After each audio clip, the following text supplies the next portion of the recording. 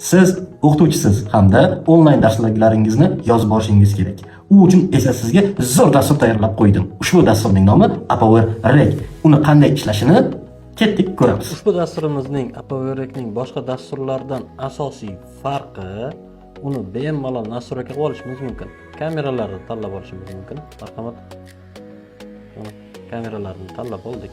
Bemalol ishlatishimiz mumkin. Mana ko'rishingiz mumkin, buni surishingiz mumkin yoki uyg'unlarni to'g'rilab olishingiz mumkin. Birinchi eng asosiy sozlanmalardan mikrofon sozlanmalar hamda ekranni xohlasangiz, ikkala ekraningizni xohlasangiz bitta ekranni tanlab olishingiz mumkin bo'ladi. Hamda buni nastroykalarida barcha kerakli sozlanmalar bor. Kodek, mana bu narsa ko'p ekran zapislarimizda yo'q. Mishka, hattoki ko'rsatkichlarimizni o'zgartirishimiz mumkin. Alohida bo'lgan buyruqlarni har bitta klaviaturamizga belgilab qo'yishimiz mumkin. Video zapisni masshtab oblasti va boshqa parametrlarni to'liq sozlab olishimiz mumkin bo'ladi. Hamda bunaqa foydali bo'lgan videolarni yo'qotib qo'ymaslik uchun podpisatsiya bo'lib qo'ying. Hali hammasi oldinda, bundan keyin bundanda qiziqarliroq bo'ladi.